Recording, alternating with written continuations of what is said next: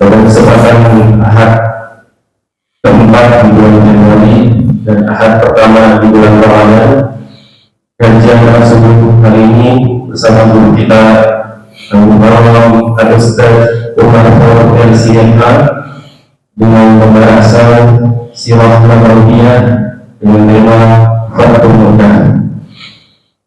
Hari ini dengan saya menggunakan Allah Subhanahu wa Ta'ala. Bagi yang kita awali kajian langsung ini dengan sama-sama baca basmalah. Bismillahirrahmanirrahim.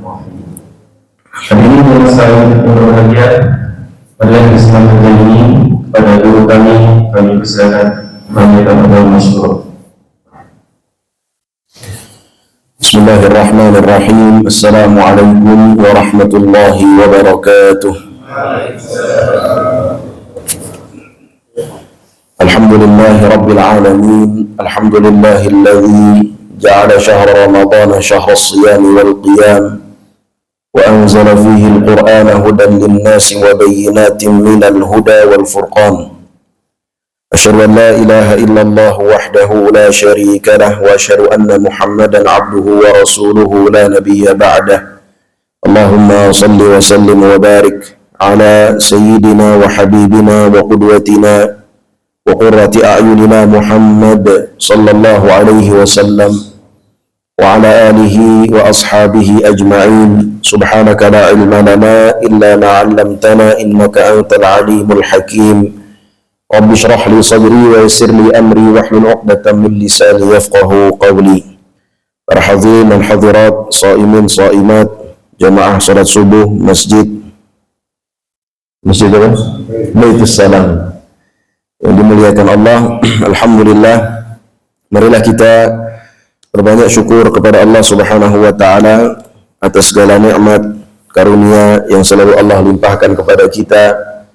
Di antaranya nikmat iman, nikmat Islam, nikmat sehat wal afiat, nikmat taufik dan hidayah, sehingga pada pagi hari ini kita masih Allah bangunkan dari tidur kita, lalu kita bisa melaksanakan kewajiban-kewajiban kita, di antaranya puasa Ramadan, dan kita masuk ke hari yang keempat ya, atau yang kelima bagi sebagian saudara-saudara kita. Dan juga kita dapat melaksanakan sholat subuh secara berjamaah. Maka kita berharap kepada Allah semoga seluruh amal kita diterima oleh Allah Subhanahu wa Ta'ala.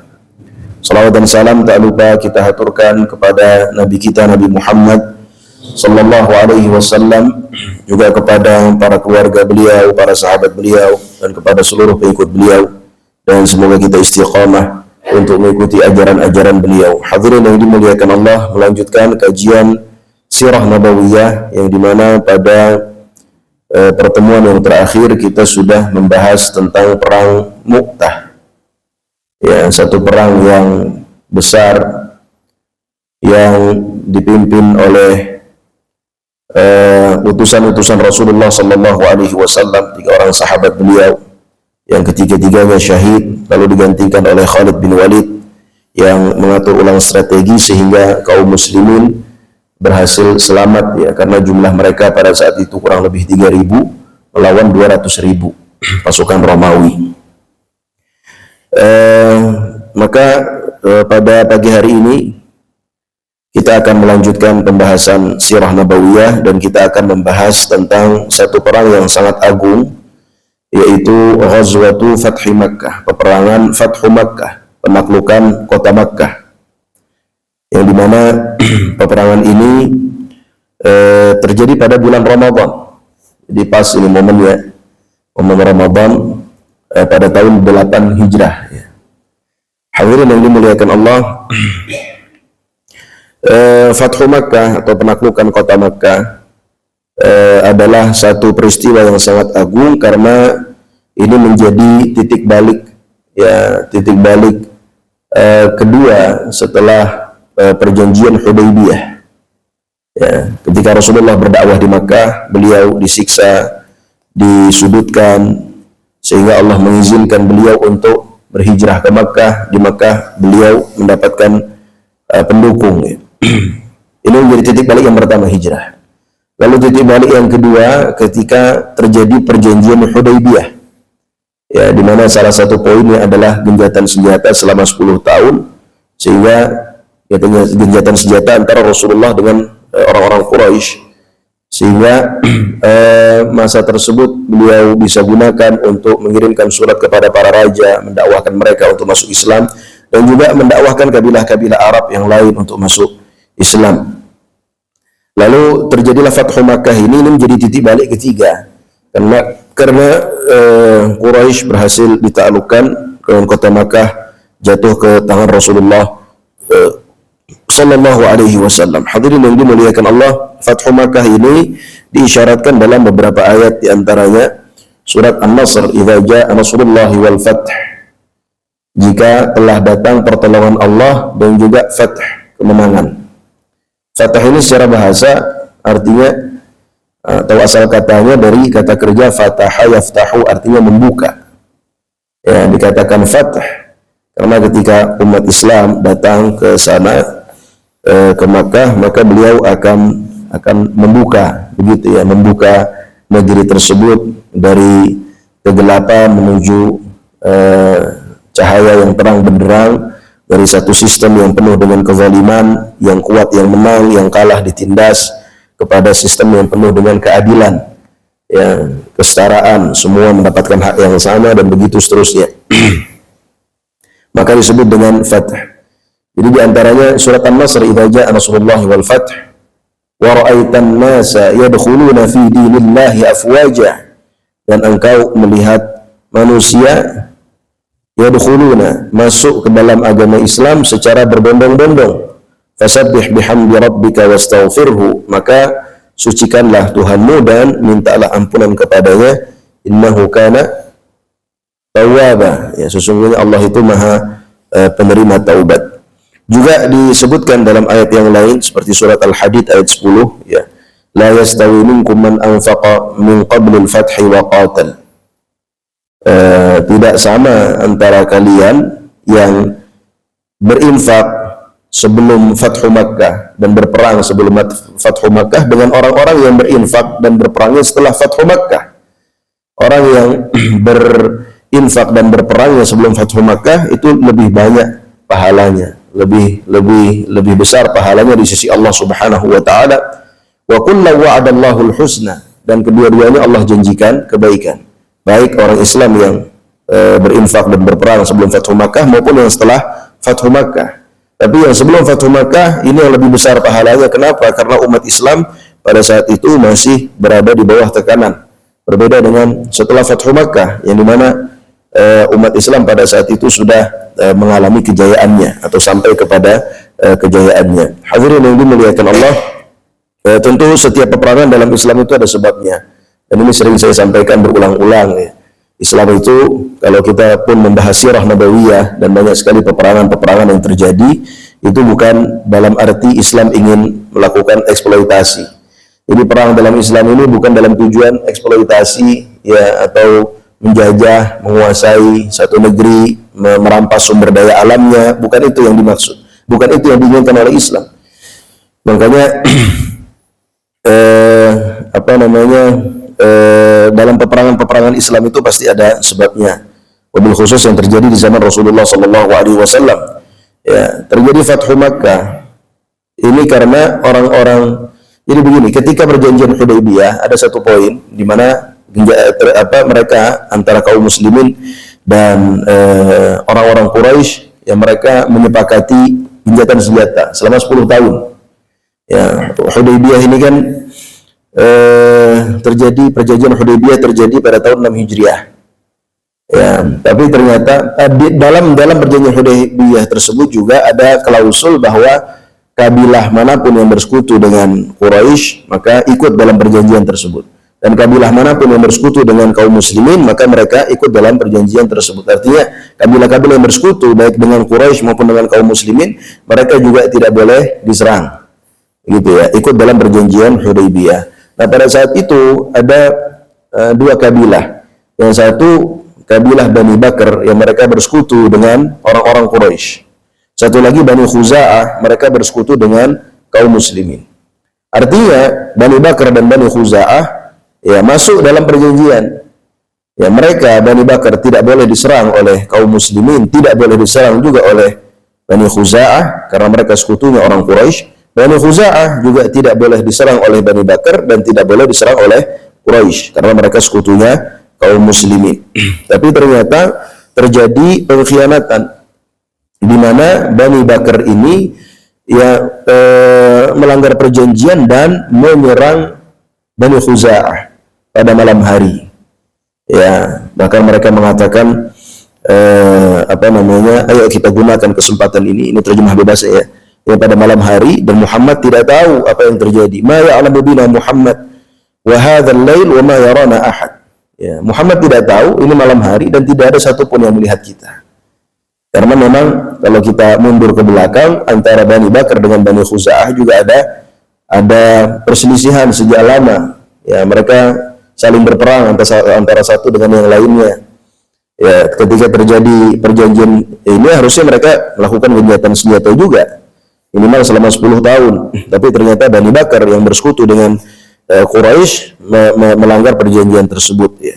Dan Bani Khuza'ah ketika diserang pada malam hari, ada di antara mereka yang tidur, ada di antara mereka yang sholat. Karena ada sebagian dari Bani Khuza'ah yang sudah masuk Islam. Dan mereka tidak siap ya untuk menyambut serangan tiba-tiba yang dilakukan oleh Bani Bakar. Hadirin yang dimuliakan Allah, maka Bani Khuza'ah pun akhirnya tersudut dan mereka harus keluar dari dari tempat tinggal mereka, yaitu di Watir ya. Jadi mereka tempat tinggalnya di sebuah daerah namanya Watir. Di situ ada sumber mata air, tidak terlalu jauh dari tanah haram atau dari Al-Masjidil Haram. Mereka harus keluar dari tempat tinggal mereka, tersudut dan sampai masuk ke Masjidil Haram. Tentu jangan bayangkan Masjidil Haram pada saat itu sudah seperti sekarang ya, jauh berbeda. Ya, dulu hanya ada Ka'bah saja. Ya, di sekitarnya ya rumah-rumah penduduk Mekah, Quraisy pada saat itu. Tapi itulah yang disebut dengan Masjidil Haram. Hadirin yang dimuliakan Allah, sampai ketika masuk ke Masjidil Haram, maka orang-orang dari Bani Bakar ini memperingatkan pemimpin mereka yang bernama Naufal bin Muawiyah Ad-Daili dari Bani Bakar. Ya, jadi Bani Bakar mengingatkan pemimpinnya, mengatakan inna qad dakhalna al-haram ilahaka ilahak. Ya, sungguhnya kita ini sudah masuk ke tanah haram, maka ingatlah Tuhanmu, ingatlah Tuhanmu. Jadi mereka walaupun hidup di masa jahiliyah, mereka dari dulu sudah memuliakan Ka'bah, ya, memuliakan Al-Masjidil Haram. Ya, di sana tidak boleh terjadi peperangan, tidak boleh ditumpahkan darah. Ya, jadi Bani Khuza'ah ini masuk ke Masjidil Haram ya ada tujuannya agar mereka terlindungi. Ya, tapi ternyata Bani Bakar ini karena sudah sangat bernafsu begitu ya, ingin menghabisi Bani Khuza'ah. Akhirnya pemimpin mereka yang bernama tadi Naufal bin Muawiyah Ad-Daili mengatakan la ilaha al-yawm asibu tha'rakum. Hari ini tidak ada Tuhan. Ya. Hari ini tidak ada Tuhan katanya. Sudah, lampiaskan saja kemarahan kalian. Hadirin yang dimuliakan Allah, sehingga Bani Khuza'ah akhirnya pun harus kabur dari Al-Masjidil Haram. Mereka menuju ke rumahnya Budail bin Warqa, yang dimana Budail bin Warqa ini adalah salah satu petinggi dari Bani Khuza'ah. Mereka ketuk pintu agar dibukakan agar mendapatkan pertolongan dari Budail, tapi karena itu malam hari akhirnya tidak ada pertolongan. Ya, sehingga terbunuhan dari Bani Khuza'ah sekitar 20 orang pada malam hari itu. Ini pengkhianatan yang luar biasa, karena bagi kita, bagi umat Islam, darah itu harganya mahal. Darah itu harganya tidak murah. Apalagi ini bukan satu orang, tapi 20 orang. Dan terjadinya ya di di masa perjanjian Hudaybiyah. Harusnya 10 tahun mereka melakukan gencatan senjata. Akhirnya setelah kejadian itu mereka meminta pertolongan kepada Rasulullah sallallahu alaihi wasallam. Ya, berangkatlah Amr bin Salim Al-Khuzai ke Madinah. Dan ketika sampai di Madinah, Rasulullah sallallahu alaihi wasallam pada saat itu sedang berada di Masjid Nabawi, sedang menyampaikan pelajaran kepada para sahabatnya. Lalu dia akhirnya berdiri dan menyampaikan syair-syair yang begitu indah, ya, yang begitu menggugah dan memberi pengaruh kepada orang-orang yang mendengarkannya, yang dimana inti dari isi syair tersebut adalah dia meminta pertolongan kepada Rasulullah Sallallahu Alaihi Wasallam. Ada beberapa hal yang beliau singgung dalam syairnya, diantaranya bahwa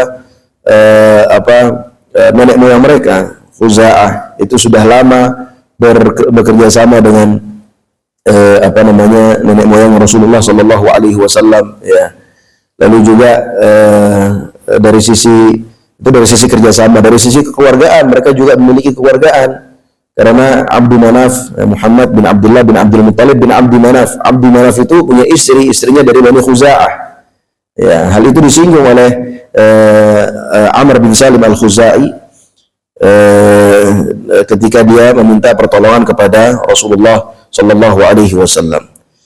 Maka Rasulullah pada saat itu mengatakan, "Musir ya Amr ibn Salim, sungguh engkau telah ditolong wahai Amr bin Salim." Maka ini maksudnya janji dari Rasulullah bahwa Rasulullah akan menolong mereka. Dan Rasulullah ini menganggap hal ini sebagai pengkhianatan yang luar biasa, tidak bisa dibiarkan. Karena pengkhianatannya bukan sekedar rencana, tapi sudah dilaksanakan dan sudah ada korban jiwa sampai 20 orang. Ya, hadirin yang dimuliakan Allah, ketika Rasulullah mengatakan sungguh engkau telah ditolong wahai Amr bin Salim, maka lewatlah awan, ya. Lalu Rasulullah mengatakan, "Inna hadhihi as-sahaba la tastahillu bi nasri Bani Ka'ab." Sesungguhnya awan yang lewat ini sebagai hilal, ya, hilal kemenangan Bani Ka'ab dari Bani Khuza'ah. Hadirin yang dimuliakan Allah, tidak lama setelah itu juga, setelah kedatangan Amr bin Salim al-Khuzai, pemimpin Bani Khuza'ah yaitu Budail bin Warqa, yang tadi rumahnya diketuk tapi tidak keluar karena malam hari pada saat itu. Budail bin Warqa juga mendatangi Rasulullah Sallallahu Alaihi Wasallam, menceritakan apa yang terjadi, pengkhianatan yang terjadi yang dilakukan oleh Bani Bakar, dan Budail bin Warqa memberi bocoran bahwa ternyata Bani Bakar itu tidak sendiri dalam melakukan penyerangan tersebut, tapi juga dibantu oleh orang-orang Quraisy. Jadi yang ternyata yang melanggar perjanjian itu, ya, bukan hanya Bani Bakar sebagai sekutunya Quraisy ternyata juga membantu Bani Bakar untuk menyerang Bani Khuza'ah. Ya, dibantu dengan apa? Dibantu dengan senjata dan juga dengan budak-budak. Ya, jadi mereka melakukan pengkhianatan juga. Di antara yang bergerak untuk membantu pengkhianatan tersebut adalah Safwan bin Umayyah, anaknya Umayyah bin Khalaf. Ada juga Syaibah bin Utsman, ada juga Suhail bin Amr, dan tokoh-tokoh lainnya. Hadirin yang dimuliakan Allah, maka pada saat itu Abu Sufyan bin Harb, tokohnya orang-orang Quraisy, penggantinya Abu Jahal, penggantinya Abu Lahab, ya, pengganti Abu Jahal lah. Setelah Abu Jahal meninggal dalam perang Badar, ya. Juga penggantinya Umayyah bin Khalaf. Ya, Umayyah bin Khalaf ini kan majikannya Bilal bin Rabah, ya. Juga meninggal dalam perang Badar. Penggantinya pemimpin Quraisy pada saat itu adalah Abu Sufyan. Ya, Abu Sufyan ini yang kalau kita kembali ke belakang sedikit adalah yang diajak diskusi dengan Heraklius, ditanya tentang kenabian Nabi Muhammad. Abu Sufyan pada saat itu ketika mengetahui apa yang terjadi, bahwa Quraisy dan Bani Bakar berkhianat, dia mengatakan, "Hadza amrun lam ashhadhu min qabl." Ini perkara yang tidak pernah saya saksikan sebelum ini. Kita ini orang-orang Quraisy terkenal dengan apa? Terkenal dengan satu sifat, al-wafa, yaitu setia terhadap janji. Kalau mereka sudah berjanji, mereka akan pegang janji itu, tidak ada pengkhianatan. Maka dia bilang, ini adalah perkara yang tidak pernah saya saksikan sebelumnya. Wa innahu la syarrun, katanya. Dan sungguhnya perkara ini sangat buruk. Wa innahu la yaghzuna Muhammad. Dan sungguh Muhammad pasti akan menyerang kita. Maka pada saat itu orang-orang Quraisy bergerak cepat. Ya, tujuannya apa? Tujuannya ingin mengutus Abu Sufyan, mengirim utusan. Ya, akhirnya Abu Sufyan yang dipilih untuk menemui Rasulullah Sallallahu Alaihi Wasallam, untuk melakukan negosiasi dengan Rasulullah Sallallahu Alaihi Wasallam. Karena Quraisy menyesal dengan apa yang terjadi dan dia tahu ini kalau dibiarkan pasti Muhammad akan menyerang kita. Dan pada saat itu umat Islam sudah cukup besar, berbeda dengan sebelumnya. Ya, karena terjadi pergencatan senjata selama 10 tahun, ya kan? Dari tahun 6 Hijrah itu sampai tahun 8 Hijrah, itu kan ada 2 tahun kurang lebih. Itu kan sudah dimanfaatkan Rasulullah untuk berdakwah sehingga pengikut Rasulullah semakin banyak.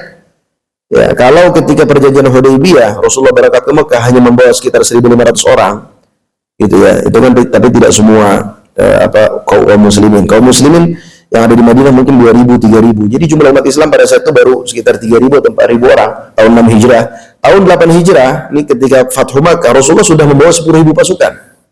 Artinya sudah semakin besar. Ya, dan orang-orang Quraisy tahu akan kekuatan Rasulullah ini.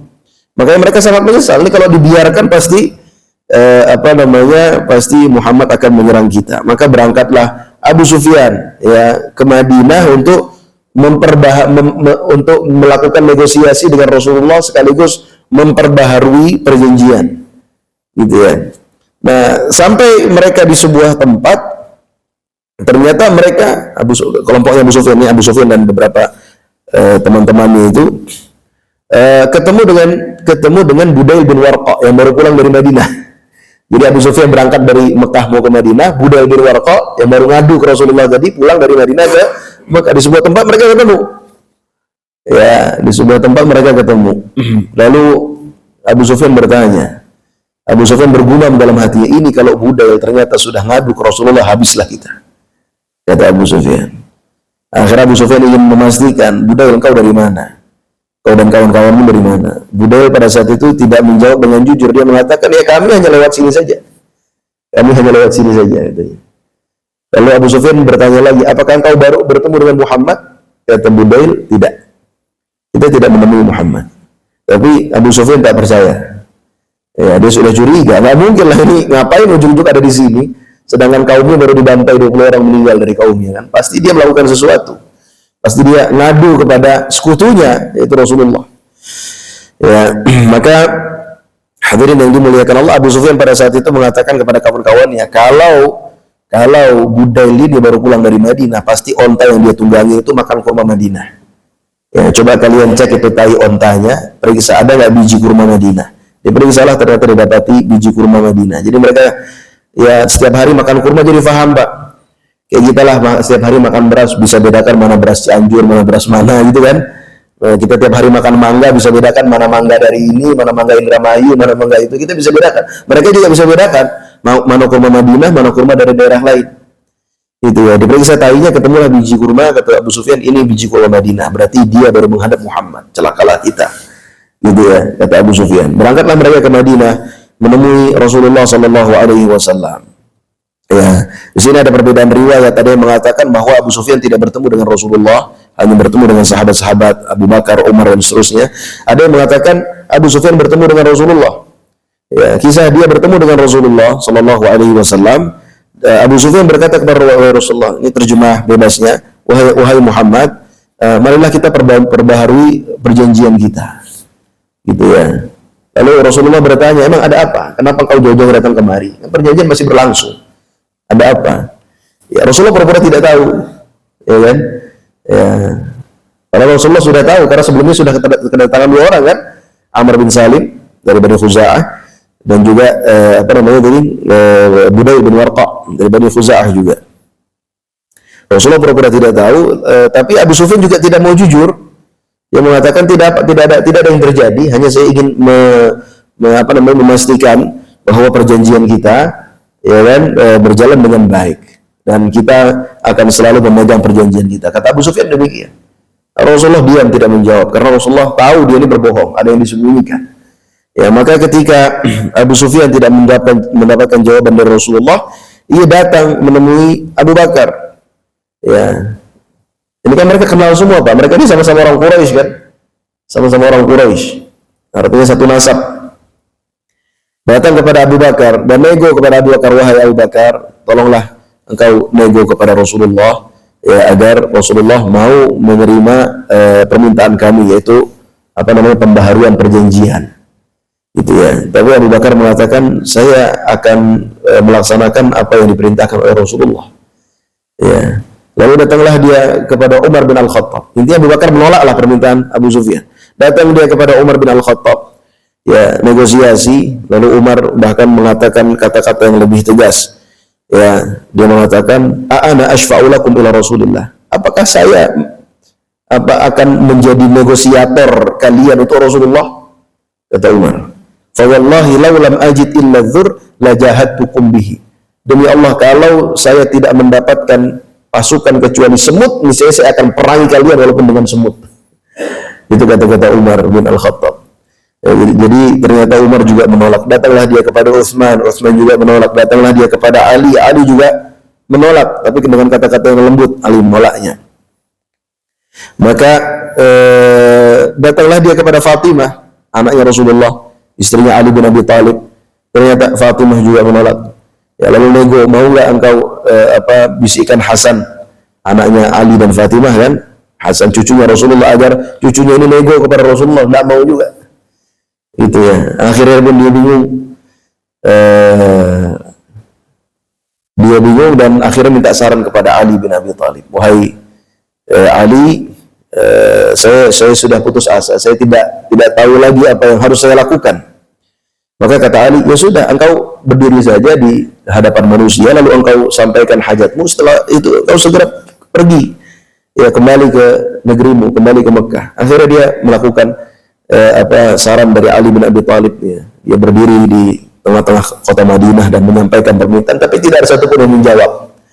Ya, akhirnya dia pergi kembali ke kota Mekah. Sebelum kembali ke kota Mekah, ya ini awal-awal datang, ini sempat dia masuk kepada anaknya Ummu Habibah. Rasulullah punya istri namanya, salah satu istri Rasulullah namanya Ummu Habibah. Ummu Habibah itu anaknya Abu Sufyan, anak kandung. Jadi Abu Sufyan ini bapaknya. Ketika masuk ke rumahnya Ummu Habibah, dia ingin duduk, Abu Sufyan ingin duduk di kasurnya Rasulullah sallallahu alaihi wasallam. Ya, ketika itu langsung Ummu Habibah melipat kasurnya Rasulullah. Bapaknya mau duduk, tapi dilipat kasurnya oleh Ummu Habibah. Ya, lalu bapaknya berkata, "Ya bunayya, ya bunayya, ya bunayyati, wahai anak kesayanganku, ma adri araghibti bi an hadzal firash." Saya tidak tahu kenapa engkau tidak suka kalau saya duduk di atas kasur ini, gitu ya. Kata anaknya, "Bal huwa firasyu Rasulillah." Ini bukan kasur engkau, ini adalah kasurnya Rasulullah sallallahu alaihi wasallam. "Wa anta rajulun musyrikun najis." Engkau adalah laki-laki musyrik yang najis. "Wa lam uhibba an tajlisa ala firasyi Rasulillah." Saya tidak suka kalau engkau duduk di atas kasurnya Rasulullah sallallahu alaihi wasallam. Lalu Abu Sufyan berkata, "Fa wallahi laqad asabaki ya bunayyati ba'di syarrun." Demi Allah, ya, jadi orang-orang musyrik juga pada saat itu seringkali berdoa kepada Allah dan seringkali mengucapkan demi Allah. Hanya saja mereka menyekutukan Allah dengan berhala-berhala yang lain, maka disebut dengan musyrik, ya kan? Orang-orang yang menyekutukan Allah dengan Tuhan-Tuhan yang lain. Hadirin yang dimuliakan Allah, jadi Abu Sufyan berkata, "Demi Allah, sesungguhnya setelah kita berpisah ternyata engkau semakin mendapatkan keburukan." Ya, kata Abu Sufyan. Ya, baru setelah itu dia datang menemui Rasulullah dan Rasulullah tidak menjawab sama sekali. Hadirin yang dimuliakan Allah, lalu Abu Sufyan ini singkat cerita kembalilah ke Mekah. Ya kan? Lalu orang-orang Mekah ini tidak sabar mendengar berita dari Abu Sufyan. Kira-kira apa? Berhasil nggak Abu Sufyan melakukan negosiasi pada Rasulullah? Ya, akhirnya Abu Sufyan berceritalah, "Saya menemui Rasulullah, Rasulullah tidak menjawab sama sekali. Ya, saya menemui Abu Bakar, Abu Bakar juga tidak mau membantu. Umar tidak mau membantu, bahkan dia orang yang paling kuat permusuhannya terhadap saya dengan kata-katanya. Utsman, Ali tidak membantu, Fatimah tidak mau membantu, sehingga saya pulang ini tidak membawa hasil apapun." Ya. Hadirin yang dimuliakan Allah, Rasulullah sallallahu alaihi wasallam pada saat itu langsung memerintahkan para sahabatnya untuk bersiap-siap. Dan semuanya diajak ya, oleh Rasulullah. Hanya beberapa orang saja yang ditugaskan oleh Rasulullah untuk menjaga kota Madinah. Ada yang ditugaskan untuk azan, Ibnu Maktum, ada yang ditugaskan menjadi hakim, ya, mengganti Rasulullah sallallahu alaihi wasallam selama Rasulullah tidak berada di kota Madinah. Kalau di Madinah terjadi sesuatu, maka yang dirujuk adalah pengganti Rasulullah ini. Saya lupa nama sahabatnya. Rasulullah perintahkan sahabat untuk bersiap-siap, hanya Rasulullah tidak memberitahu tujuan mereka. Ya, biasanya Rasulullah kasih tahu, "Ayo kita bersiap-siap untuk melakukan peperangan ini untuk melawan kabilah ini. Kali ini Rasulullah tidak memberitahu arah ya keberangkatan mereka. Dan sengaja Rasulullah sembunyikan karena tujuannya adalah untuk masuk ke kota Mekah menyerang secara tiba-tiba.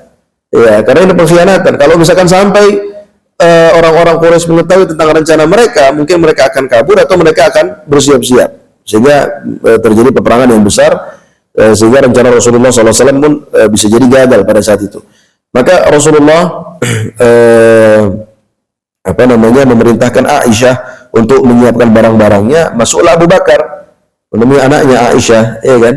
Lalu Abu Bakar bertanya kepada Aisyah, "Wahai Aisyah, apakah Rasulullah memerintahkanmu untuk bersiap-siap?" "Iya." "Kira-kira Rasulullah akan berangkat ke mana?" Aisyah diam, tidak menjawab. "Apakah Rasulullah akan berangkat untuk memerangi Banul Asfar?" Banul Asfar maksudnya orang Romawi, karena kan tahun sebelumnya mereka berperang melawan orang Romawi kan? Aisyah diam. Ya, apakah Rasulullah akan berperang melawan orang-orang Najd? Orang Najd pernah berkhianat kepada Rasulullah, di mana mereka datang kepada Rasulullah meminta apa? Meminta sahabat-sahabat yang ahli Al-Quran, gitu kan? Setelah dikirim oleh Rasulullah, ternyata mereka dibunuhi. Ya, apakah Rasulullah akan memerangi orang-orang Najd? Aisyah pun diam, tidak menjawab. Kalau begitu, apakah Rasulullah akan berangkat ke Quraisy untuk menyerang mereka? Padahal kita kan ada perjanjian dengan mereka, perjanjian damai. Ya, ketika itu Rasulullah pun masuk, dan Abu Bakar bertanya dengan pertanyaan yang sama, "Ya Rasulullah, engkau akan bawa kami kemana? Memerangi orang Romawi?" Kata Rasulullah, "Bukan." "Memerangi orang Najd?" Kata Rasulullah, "Bukan." "Kalau begitu engkau berangkat ingin menyerang orang-orang Quraisy?" Kata Rasulullah, "Iya." "Bukankah kita ada perjanjian damai, wahai Rasulullah?" Kata Rasulullah, "Apakah engkau tidak tahu apa yang terjadi? Apa yang baru saja terjadi?" Itu pengkhianatan mereka. Jadi Rasulullah menyampaikan niatnya kepada Abu Bakar, tapi tidak memberitahukan kepada para sahabat yang lain. Sahabat yang lain hanya disuruh bersiap-siap saja. Dan Rasulullah berdoa pada saat itu, "Allahumma khudhil uyun wal akhbar an Quraisy hatta nabghata hatta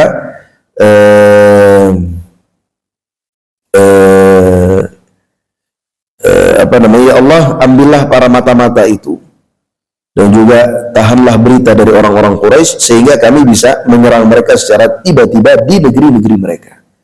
Ya, itu rencana Rasulullah Shallallahu Alaihi Wasallam. Dan Rasulullah tidak hanya mengajak para sahabatnya, tapi juga mengajak kabilah-kabilah yang ada di sekitar Madinah. Di antaranya Bani Sulaim, ya, juga Bani Asja'. Juga Rasulullah mengajak Bani Muzainah, mengajak Bani Aslam, mengajak Bani Ghifar.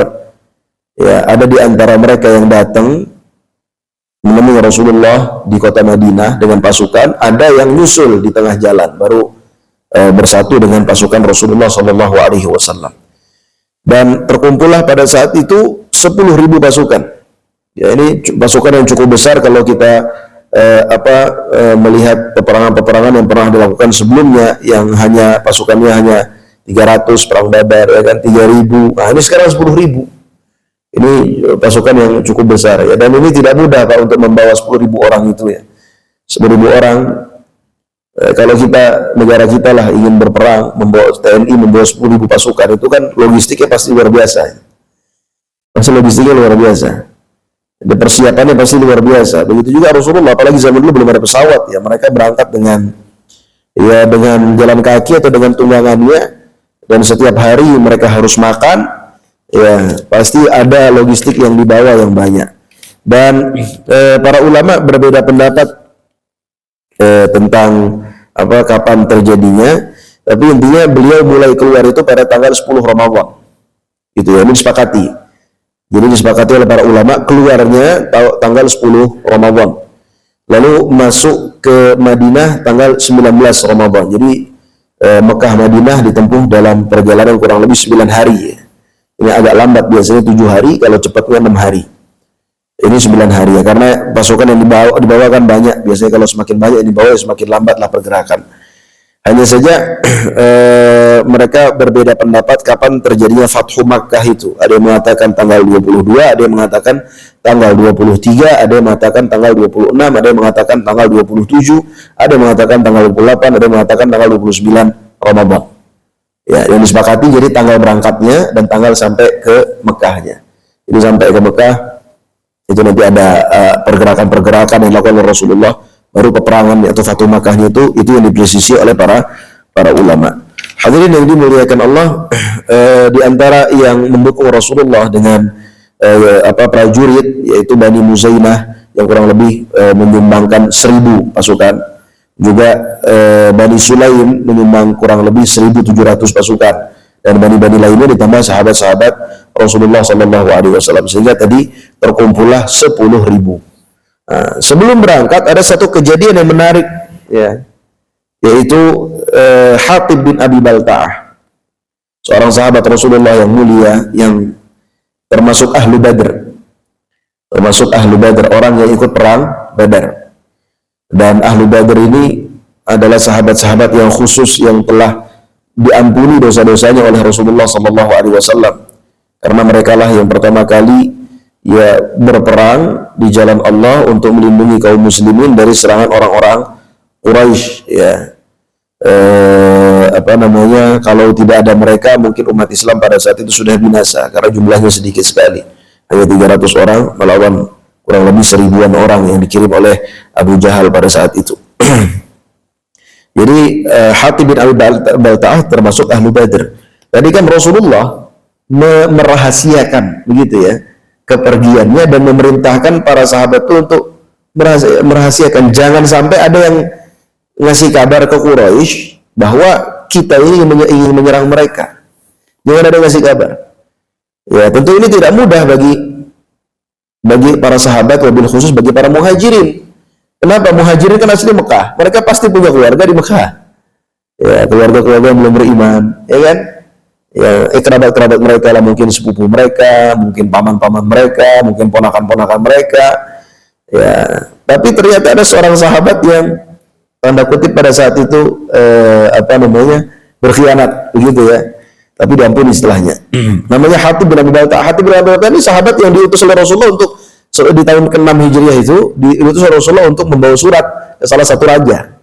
Jadi memang ini orang yang pintar negosiasi. Hatib bin Abi Balta'ah bukan sahabat sembarangan. Pernah ikut perang Badar dan perang-perang lainnya, juga diutus untuk menemui raja. Ya, utusan itu kan orang yang pintar negosiasi, Pak. Pintar ngomong, Pak. Ya kan seperti kita lah, orang-orang yang diutus ke PBB ya, atau ketemu dengan presiden negeri-negeri itu kan bukan orang sembarangan. Ya, orang yang memang tahu akan kondisi kaum muslimin, juga pintar untuk ngomong, pintar untuk menjelaskan, berdebat, berargumentasi dan seterusnya. Ya, apalagi ini diutus oleh Rasulullah untuk menyampaikan surat Rasulullah yang isinya dakwah kepada Islam. Pasti kan raja itu akan menolak, akan melakukan diskusi kan, sehingga dia bukan sahabat yang sembarangan. Jadi Hatib bin Abi Balta'ah ini, hadirin yang dimuliakan Allah, mengirimkan surat. Dia perintahkan salah seorang wanita dari Bani Muzainah untuk membawa surat tersebut ke Mekah, ya, untuk mengabarkan bahwa Rasulullah ingin menyerang mereka dengan bayaran tertentu lah yang diberikan oleh Hatib bin Abi Balta'ah kepada wanita ini. Ya, Rasulullah pada saat itu sudah berdoa kepada Allah kan? Sudah berdoa kepada Allah, ya Allah, ambillah mata-mata dan juga tahanlah segala berita dari orang-orang Quraisy sehingga kita bisa menyerang mereka secara tiba-tiba di negeri mereka. Dan doa itu dikabulkan oleh Allah. Rasulullah mendapatkan kabar, ya, mendapatkan bisikan, mendapatkan wahyu bahwa ada surat yang sedang dibawa oleh perempuan, ya, yang diperintahkan oleh Hatib bin Abi Balta'ah, dikirimkan kepada orang-orang Quraisy. Maka Rasulullah pada saat itu langsung memerintahkan beberapa sahabat, diantaranya Ali bin Abi Thalib, Az-Zubair bin Awam, dan juga Al-Miqdad untuk mengejar perempuan tersebut. Ya, Rasulullah berpesan kepada mereka, intaliqu, berangkatlah kalian, hatta ta'tu Raudah Khakh, sampai kalian mendatangi Raudah Khakh, sebuah daerah antara Madinah ke Mekah. Ini jaraknya sudah cukup jauh dari kota Madinah. Karena sesungguhnya di sana ada perempuan yang membawa surat, maka carilah surat tersebut dan bawa surat tersebut. Ya, maka berangkatlah 3 orang sahabat ini dikejar. Jadi Rasulullah tahu secara detail di mana letak perempuan itu berada, gitu ya, di mana ya di mana perempuan itu, yaitu di Raudhatul Khakh. Sampai mereka ke sana kedapatan seorang perempuan. Ya, akhirnya mereka periksa perempuan tersebut. Ya, mereka turunkan dulu ontanya, lalu mereka periksa sekitar ontanya. Ternyata mereka tidak mendapatkan surat sama sekali. Ya, lalu mereka tanya kepada perempuan itu, mana surat yang engkau bawa dari Hatib bin Abi Balta'ah? Perempuan ini mengelak, mengatakan, saya tidak membawa surat. Engkau sudah periksa, tidak ada surat. Ya. Maka dua sahabat tadi, yaitu Zubair dan Mikdad, mengatakan kepada Ali, wahai Ali, tidak ada surat. Kata Ali, engkau sudah tahu bahwa Muhammad itu tidak pernah berbohong, pasti ada surat. Akhirnya Ali mengatakan, keluarkan suratnya atau kita telanjangi kamu. Ya, maka ketika diancam seperti itu, perempuan itu menjadi takut dan akhirnya mengeluarkan suratnya dari, ada yang mengatakan dari pinggangnya, ada yang mengatakan dari ikatan rambutnya, begitu ya. Intinya dikeluarkanlah surat itu dan juga akhirnya dia dibawa kepada Rasulullah Sallallahu Alaihi Wasallam. Hadirin yang dimuliakan Allah, maka Rasulullah pada saat itu memanggil Hatib bin Abi Balta'ah. Ya, ini tentu Hatib sangat takut lah, karena ini kan merupakan pengkhianatan, ya kan, kepada Rasulullah. Ya, Rasulullah pun marah, mengatakan, ya Hatib, ma hadza, wahai Hatib, apa ini? Ya, maka Hatib pada saat itu membela diri, ya Rasulullah, la ta'jal alayya, wahai Rasulullah, jangan buru-buru, sabar dulu. Inni kuntum ra'an mulsaqan min Quraisy halifan, saya ini orang yang didekatkan kepada Quraisy sebagai sekutu. Jadi dia bukan dari Quraisy, tapi sudah lama tinggal bersama orang-orang Quraisy, sehingga dia dianggap seperti orang Quraisy. Jadi dia tinggal di Mekah itu dalam keadaan mulia, gitu ya, zaman itu, zaman jahiliyah, zaman sebelum mereka berhijrah. Ya, jadi dia sudah mendapatkan kemuliaan dari orang-orang Quraisy. Orang-orang Quraisy ini punya jasa lah terhadap dia, terhadap Hatib bin Abi Balta'ah. Wa alam akun min anfasiha. Wa kana man ma'aka minal muhajirin mimman lahum qarabat yahmuna ahlihim. Engkau dari juga para sahabat yang dari kalangan muhajirin, mereka punya keluarga yang bisa melindungi keluarga mereka, gitu ya, orang-orang muhajirin. Adapun saya, ya saya ini di sana bukan orang Quraisy, ya pastinya tidak ada yang melindungi keluarga saya. Maka tujuan saya mengirimkan surat ini agar ada nanti dari kalangan Quraisy yang menjaga keluarga saya dan juga menjaga harta-harta mereka. Walam af'alhu, kata Hatib bin Abi Balta'ah, walam af'alhu irtidadan an dini wala ridan bil kufri ba'dal Islam. Saya melakukan ini bukan karena murtad dari agama, bukan juga karena meridai kekufuran setelah saya masuk Islam. Nah, itu pembelaan Hatib bin Abi Balta'ah. Maka hadirin yang dimuliakan Allah, pada saat itu Rasulullah mengatakan, ama innahu qad sadaqakum. Ya, sesungguhnya dia ini telah berkata jujur, gitu ya. Maka Umar, kita tahulah Umar, ya sangar kan, mengatakan, ya Rasulullah, wahai Rasulullah, sesungguhnya dia telah berkhianat kepada Allah, kepada Rasulullah, dan kepada kaum muslimin. Da'ni adribu unuqa hadzal munafiq. Biarkan aku memenggal leher orang munafik ini, kata Umar. Ya. Maka Nabi Shallallahu Alaihi Wasallam membela siapa? Umar atau Hatib? Membela Hatib pada saat itu. Jadi Hatib dibela oleh Rasulullah. Rasulullah mengatakan, innahu qad syahida badran. Sesungguhnya dia telah ikut dalam perang Badar. Wa ma yudrika la'allallaha ittala 'ala man syahida badran wa qala i'malu ma syi'tum faqad ghafartu lakum. Dan Allah sudah mengatakan bahwa Allah telah melihat ya apa yang dilakukan oleh orang-orang yang ikut dalam perang Badar. Lalu Allah berkata, kerjakanlah apa yang kalian mau, sesungguhnya aku telah mengampuni kalian.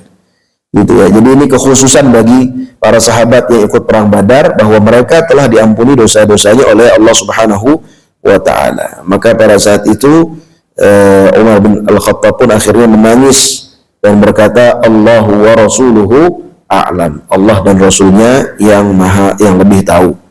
Gitu ya. Hadirin yang dimuliakan Allah, ya memang dalam kalau kita lihat komposisi sahabat-sahabat Rasulullah pada saat itu, ada sahabat yang lembut seperti Ali, Utsman, Abu Bakar, sahabat yang baik, dermawan. Ada juga yang tegas, yang keras seperti Umar bin Al-Khattab. Ya, yang memang dalam kehidupan kita sehari-hari ya, tidak luput dari orang-orang yang seperti itu, dan mereka lah saling melengkapi satu dengan yang lain. Kalau semuanya lembut, tidak banyak, ya kan? Nggak ada yang ngerem, Pak. Ya, kalau semuanya keras, nggak ada yang ngulur.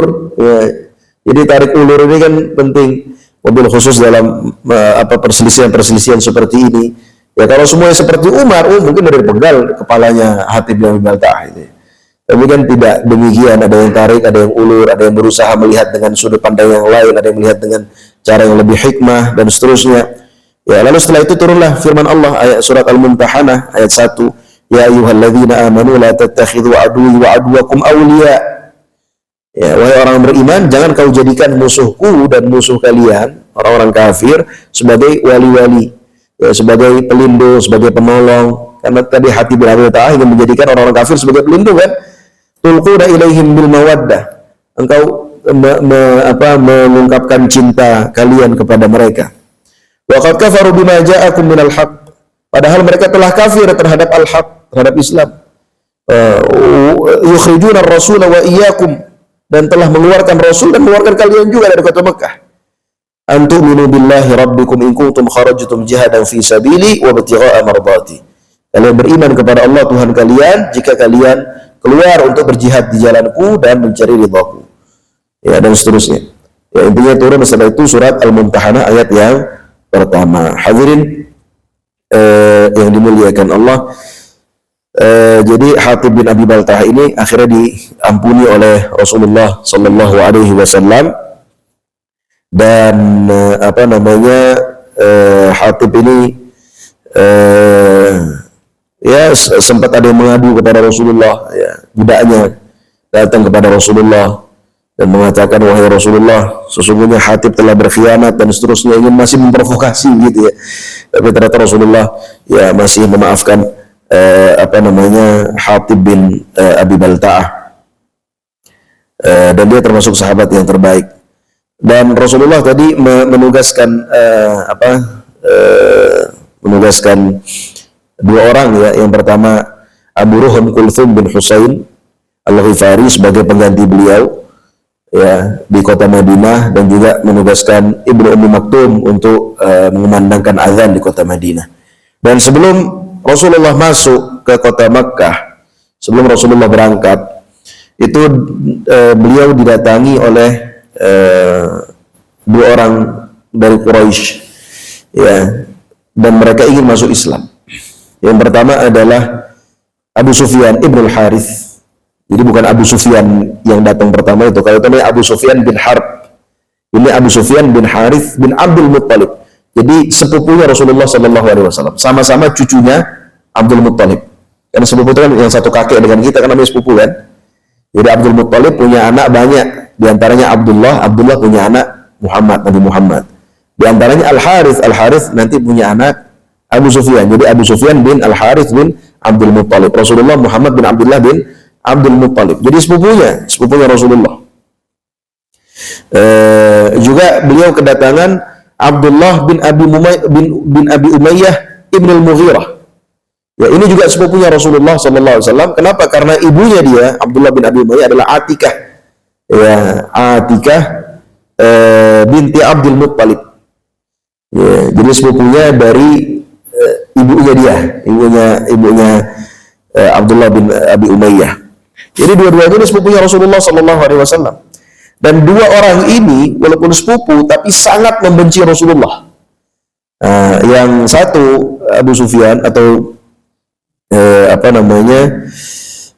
Abu Sufyan itu selalu membuat hija itu seperti nyanyian atau syair-syair yang isinya ejekan terhadap Rasulullah Sallallahu Alaihi Wasallam, ya, hinaan terhadap Rasulullah Sallallahu Alaihi Wasallam, ya. Dan yang satunya juga sama, intinya dua-duanya ini walaupun sepupu tapi sangat menunjukkan permusuhan kepada Rasulullah Sallallahu Alaihi Wasallam.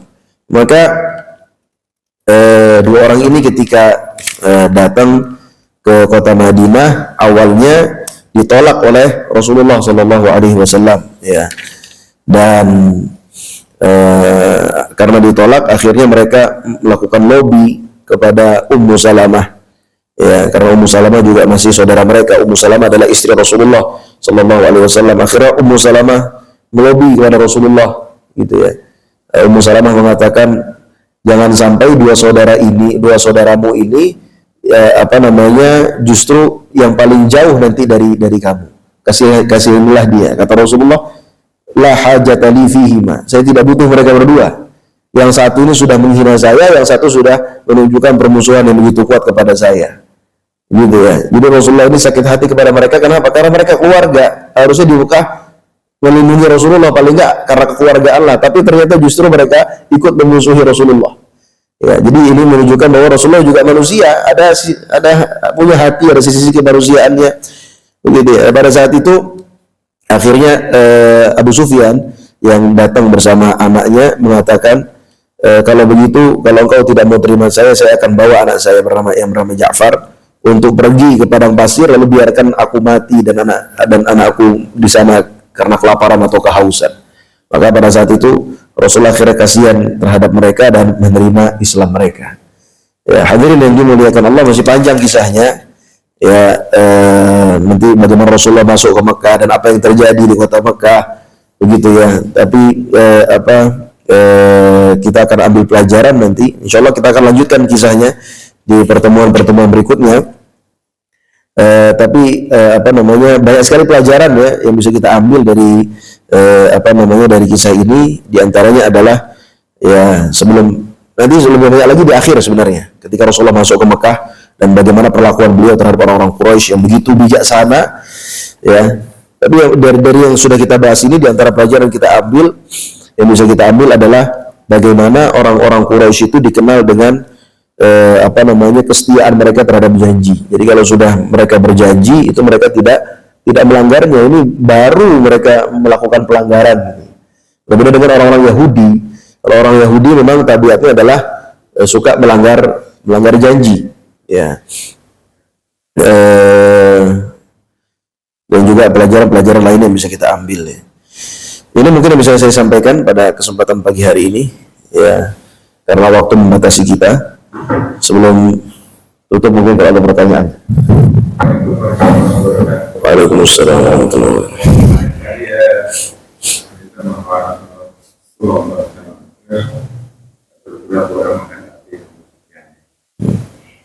Pura-pura itu kan kita lakukan ya, membahagiakan orang, menyenangkan orang. Nah, belajar itu kan pura-pura itu bagaimana gitu ya? Kemudian apakah waktu Rasulullah SAW itu berpura-pura itu berdosa? Assalamualaikum. Jadi pertanyaan, ketika Abu Sufyan bin Harb datang ke kota Madinah dan ingin melakukan negosiasi dengan Rasulullah, ya, dan ingin minta agar perjanjian itu diperbaharui, gitu kan, perjanjian gencatan senjata. Tapi Rasulullah pada saat itu berpura-pura tidak tahu dengan apa yang terjadi. Rasulullah bertanya kepada Abu Sufyan, kenapa engkau minta agar perjanjian ini diperbaharui? Gitu ya. Kira-kira Rasulullah pada saat itu berdosa apa enggak? Gitu. Karena berpura-pura dan seterusnya. Hadirin yang dimuliakan Allah, pada saat itu Rasulullah posisinya sedang dizalimi, ya kan? Jadi posisinya sedang dizalimi. Kenapa? Karena dia dikhianati. Beliau dikhianati, sekutu beliau dikhianati, dan beliau tahu akan hal tersebut. Lalu kedatangan utusan dari pihak yang mengkhianati. Rasulullah ingin ngetes terlebih dahulu. Itu kan ngetes, Pak. Rasulullah pura-pura tidak tahu. Setelah itu kan Rasulullah bertanya, emang kenapa engkau ingin memperbaharui, ingin ngetes kira-kira ini pihak yang berkhianat jujur apa enggak, kan gitu, ya kan? Tapi ternyata tidak mau jujur, kan? Ya. Jadi pura-pura di sini bukan dalam arti ingin membohongi, tapi ingin mengetes kejujuran orang yang ada di depan kita. Seperti misalkan kita tahu nih anak kita sudah melakukan kesalahan, tapi kita pura-pura nggak tahu. Kita ingin tes anak kita jujur apa enggak. Akhirnya kita tanya dengan pertanyaan yang menunjukkan kita ini kayaknya nggak tahu, ya kan? Padahal kita sudah tahu. Kita ingin ngetes anak kita jujur apa enggak. Nah, kalau yang seperti itu tidak berdosa, karena itu tidak mengandung kebohongan sama sekali, ya kan? tidak mengandung kebohongan. Tapi kita berada di pihak yang benar, ingin ngetes orang yang salah ini jujur apa enggak gitu. Kalau pura-pura dalam artian mengandung kebohongan sehingga menimbulkan kerugian, nah itu berdosa. Kurang lebih gitu, Pak. Ya.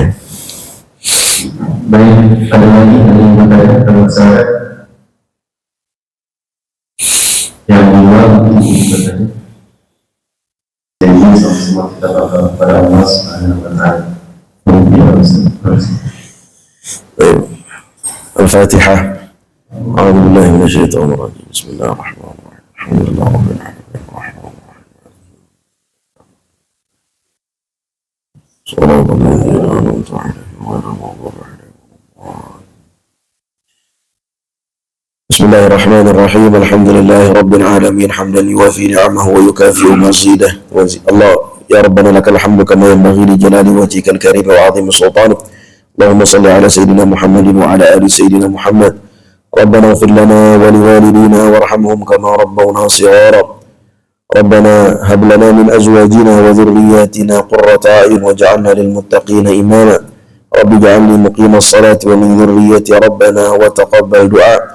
اللهم أرنا الحق حقا وارزقنا اتباعه وأرنا الباطل باطلا وارزقنا اجتنابه. اللهم أعنا على ذكرك وشكرك وحسن عبادتك. اللهم آت نفوسنا تقواها وزكها أنت خير من زكاها أنت وليها ومولاها. اللهم حبب إلينا الإيمان وزينه في قلوبنا وكره إلينا الكفر والفسوق والعصيان واجعلنا من الراشدين. اللهم انصر إخواننا المسلمين في كل زمان وفي كل مكان وخصوصا في غزة في فلسطين في الضفة الغربية، وانصر إخواننا المصابين خصوصا في أجه وفي سومطرة الشمالية وفي سومطرة الغربية في كل زمان وفي كل مكان. ربنا آتنا في الدنيا حسنة وفي الآخرة حسنة وقنا عذاب النار. ربنا تقبل منا إنك أنت السميع العليم وتب علينا إنك أنت التواب الرحيم. وصلى الله على سيدنا محمد وعلى آله وصحبه وسلم. سبحان ربك رب العزة عما يصفون وسلام على المرسلين والحمد لله رب العالمين.